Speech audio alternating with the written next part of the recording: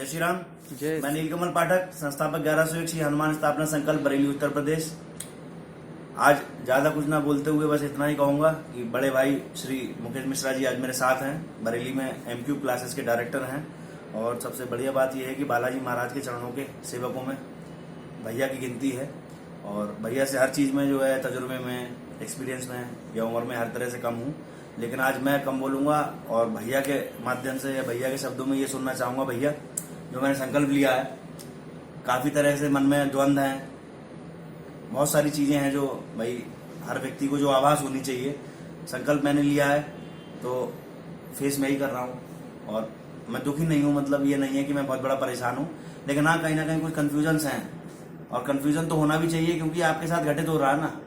दूसरे को तो ये लगता है कि बस दूर के ढोल सुहावने लगते हैं कि मौज लो, जिंदगी में आए, शादी करी, बच्चे करे और मंगल शनिवार तक बाबा को मानो।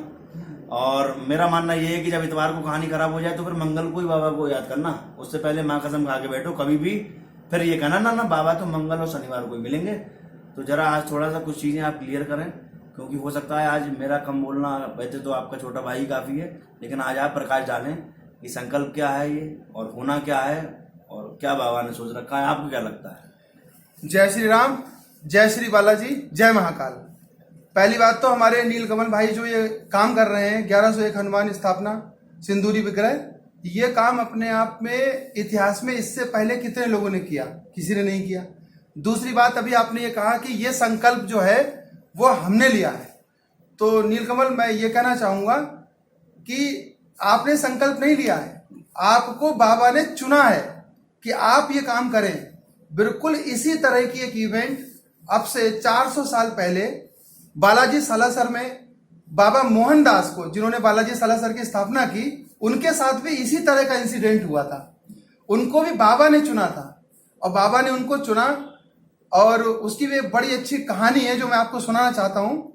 ऐसा हुआ कि मोहनदास जो बाबा थे बालाजी सालासर वाले, वहां पर यह हुआ कि बाबा जो थे, बाबा की बहन की शादी सालासर में हुई और जब बाबा की बहन की शादी सालासर में हुई तो कुछ पंडित परिवार के थे, शादी हुई, कुछ समय तक बहुत अच्छा चलता रहा।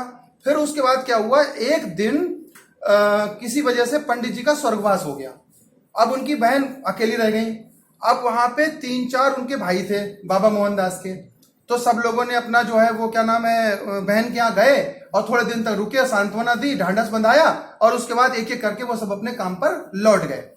बाबा मोहनदास जो हमारे थे वो चूंकि शादीशुदा नहीं थे और वो पूरी तरीके से सबसे छोटे थे भाइयों में, तो उनको क्या हुआ कि ये कहा गया कि भाई तुम जो है वो बहन की सेवा करो, और उन्होंने जो है ये संकल्प ले लिया कि अब मैं बहन की सेवा करना चाहता हूँ। हनुमान जी के भक्त थे वो शुरू से, बचपन से ही।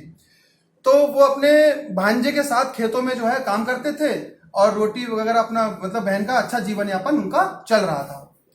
एक दिन क्या हुआ कि बालाजी महाराज जो है, हनुमान जी महाराज एक ब्राह्मण का भेष रख के, बालक का भेष रख के उनके खेत में आए। तो बाबा उस समय क्या कर रहे थे, बाबा मोहनदास बार बार हल चला रहे थे।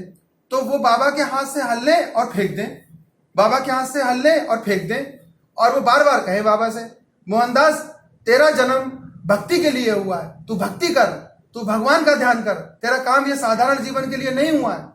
अब वो बाबा ये वाली बात कहे कि क्या नाम है कि भाई जब पेट नहीं भरा होगा भजन कहां से होंगे। बोले उसके तू चिंता मत कर, उसका सब इंतजाम हो जाएगा। फिर धीरे धीरे करके जो है, अब उनके भांजे ने ये देखा कि ये बार बार मामा जो है वो उठा के जो है वो हल्के फेंक रहे, वो उन्हें बालाजी महाराज दिखाई नहीं दे रहे थे। तो फिर हुआ ये कि ये कहा कि क्या नाम है कि भाई मुझे एक बालक है वो बार बार इस काम से रोकता है। तो जब वो घर गए तो उसने, उनके भांजे ने अपनी माँ को बताया कि ऐसी ऐसी इवेंट जो है आज जो है वो क्या नाम है मामा कर रहे थे खेत में। तो उन्होंने कहा कि मुझे लगता है कि मोहनदास की उम्र हो गई है, अब इसकी शादी कर देनी चाहिए।